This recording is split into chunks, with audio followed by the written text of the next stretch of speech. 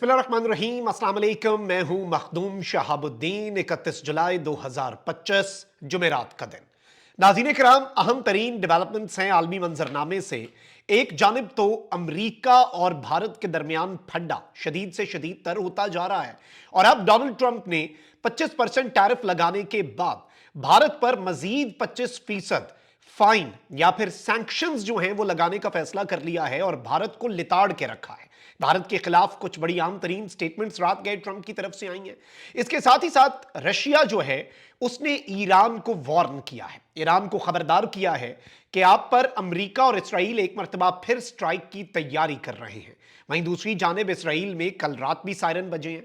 ये सारी डिटेल्स, ये सारी डेवलपमेंट्स एक एक करके डिस्कस करते हैं, लेकिन उससे पहले फायरवॉल लगी हुई है और फायरवॉल के असरात कम करना आपके हाथ में है। इस वीडियो को लाइक जरूर करें और एक के बजाय ज्यादा से ज्यादा कमेंट्स करें ताकि वीडियो की एंगेजमेंट बढ़े और जो एक फायरवॉल है उसका असर जायल हो सके।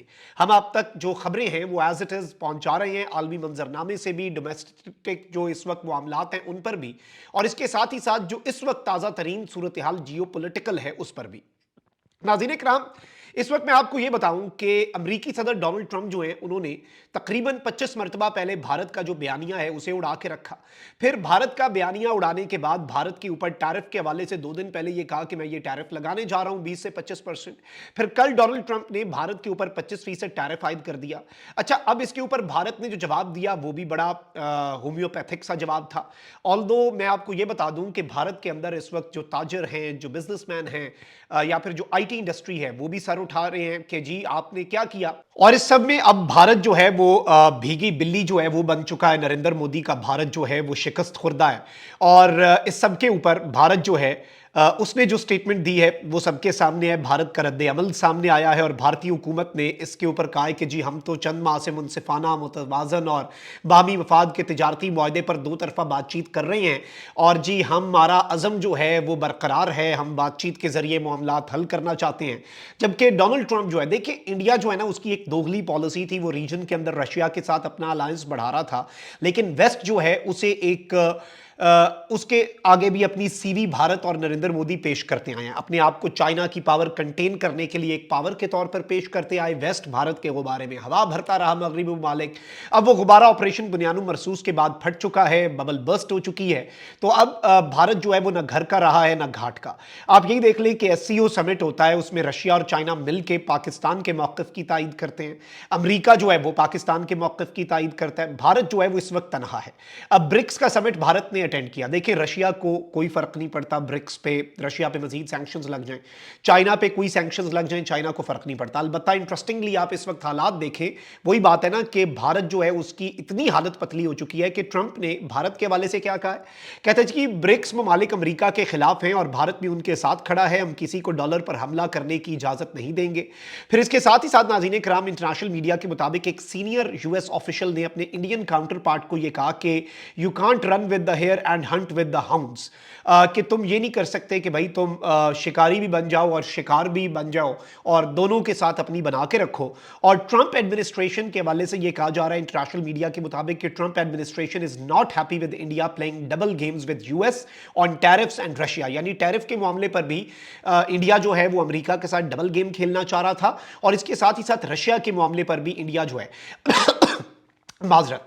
अब इसमें जो बताया यह जा रहा है कि ट्रंप जो है वो इंडिया पर जो एक 25% टैरिफ है उसके अलावा इंडिया के ऊपर सैंक्शन, क्योंकि ट्रंप ने कहा मैं 25% तो रेसिप्रोकल टैरिफ लगा रहा हूं, इंडिया पे पाबंदी लगा रहा हूं, लेकिन जो पेनल्टी है, जो फाइन है, सैंक्शन है, वो भी लगेगी क्योंकि इंडिया रूस से तेल भी खरीदता है। इंडिया जो है वो रूस से हथियारों का बहुत बड़ा खरीदार है और चाइना के बाद रशिया की इकोनॉमी को इंडिया की बाइंग जो है वो सपोर्ट कर रही है। और एक ऐसे मौके पर जब यूक्रेन जंग छिड़ी हुई है तो इस सब के अंदर मैं आपको यह बताऊं कि ऑयल और वेपन्स रशिया से खरीदने की पेनल्टी जो है वो भी इंडिया को लगने जा रही है और इंडिया पे 50% टैरिफ जो है, एक जो टैरिफ का पहला हिस्सा है वो तो ट्रेड की वजह से है, दूसरा जो है वो भारत पर सैंक्शन यानी भारत पे पाबंदी। अब ये इंडिया के लिए एक बहुत खतरनाक और तबाहकुन चीज हो सकती है। 25% पे ही इंडिया के चैंबर्स ऑफ कॉमर्स, इंडिया की आईटी इंडस्ट्री वो हिल के रह गए हैं, वो सर पकड़ के बैठ गए और पाकिस्तान के साथ अमेरिका जो है वो 0% टैरिफ पे बढ़ रहा है आगे। पाकिस्तान के साथ ट्रेड डील्स जो हैं वो बहुत आगे बढ़ने जा रही हैं और पाकिस्तान जो है वो इंडिया का आईटी एक्सपोर्ट से लेकर बाकी तमाम तर गैप जो है वो भी फिल कर सकता है। एक बहुत बड़ा चांस जो है वो पाकिस्तान के सामने आ चुका है, इसमें कोई दूसरी राय नहीं है, इसमें कोई एफ्स एंड बट्स जो है वो नहीं है। अच्छा, इसके साथ ही साथ नाज़रीन इकराम दूसरी तरफ आते हैं रशिया यूक्रेन जंग की कुछ डेवलपमेंट्स और इसराइल और मिडिल ईस्ट जो है उसकी भी कुछ डेवलपमेंट्स। रशिया यूक्रेन जंग की डेवलपमेंट ये है कि एक तरफ तो आपको मालूम है कि ट्रंप जो है उसने डेडलाइन दे दी हुई है रशिया को, लेकिन रशिया ने अपने अटैक्स जो हैं वो इंटेंसिफाई कर दिए हैं। सिकंदर मिसाइल जो है वो चलाने की बात हुई और इस सब के अंदर ट्रंप ने ये एक मरतबा फिर कह दिया कि मैं मजीद टैरिफ्स लगा दूंगा। लेकिन रशिया ने यूक्रेन पे बड़े पैमाने पर स्ट्राइक्स की हैं जिसमें बड़े पैमाने पर हलाकतें जो हैं वो रिपोर्ट हो रही हैं। और डोनाल्ड ट्रंप जो है उसने इस हवाले से जो वार्निंग दी रशिया को, रशिया ने और व्लादिमीर पुतिन ने अपेरेंटली उस वार्निंग को अपने जूते की नोक पर रखा है। उसने उसे खातिर में ना लाकर डोनाल्ड ट्रंप को भी ये मैसेज दे दिया है। ये मैसेज बहुत क्लैरिटी के साथ डोनाल्ड ट्रंप को कम्युनिकेट किया जा चुका है कि आप जो हैं आपके लिए यही पॉलिसी रहेगी रशिया की, यही सारा कुछ रहेगा और इस सब के अंदर रशिया जो है वो यूक्रेन जंग से पीछे नहीं हटेगा और यूक्रेन में अपने वॉर ऑब्जेक्टिव्स हासिल करेगा। नेटो ममालिक को अपनी पड़ चुकी है, जो रशिया के बाद यूक्रेन आता है उसके आगे जो पोलैंड है, रोमानिया है, ये सारे मुल्क जो हैं ये इस जानिब क्लियर इंडिकेशन इन्हें मिल चुका है कि जी रशिया ने आप पे डायरेक्टली अटैक भी कर देना है। सो आई थिंक कि ये एक बहुत बड़ा कॉन्फ्लिक्ट बन सकता है। अच्छा, इसके साथ ही साथ रशिया ने अपने अटैक्स रात गए तक भी जारी रखे। यूक्रेन जो है वो भी नेटो की मदद उसे हासिल है तो वो भी रशिया को बड़े पैमाने पर धचके पहुंचा रहा है, रशिया को बड़े पैमाने पर सरप्राइजेस मिल रहे हैं। अच्छा, आगे बढ़ते हैं, मिडिल ईस्ट की कुछ डेवलपमेंट्स आपके सामने रखते हैं क्योंकि इस ब्लॉग में मेरी कोशिश ये है कि जो पूरा आलमी मंजरनामा है वो आपके सामने रखा जा सके। परसों रात हौसी जो हैं उन्होंने इसराइल के ऊपर कुछ मिसाइल दागे और उन मिसाइल्स के दागे जाने के बाद इसराइल के मुख्तलिफ शहरों के अंदर in different cities of Israel और तल अवीव और उसके सराउंडिंग एरियाज़ में सायरन्स बजे। अब ये बताया जा रहा है कि इसराइल की जो एयरफोर्स है उसने इसराइल और इजिप्ट के बॉर्डर पर ड्रोन जो है उसे इंटरसेप्ट किया है।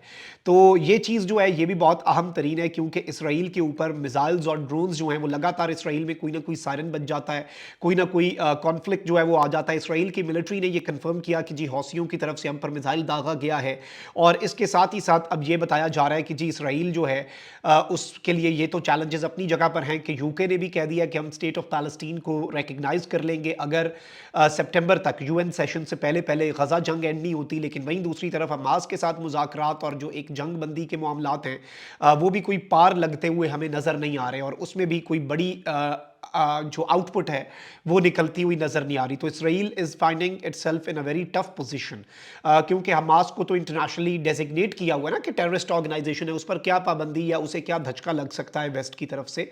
बट इसराइल के लिए स्टेक्स जो हैं जंग बंदी के लिए वो हाई होते जा रहे हैं।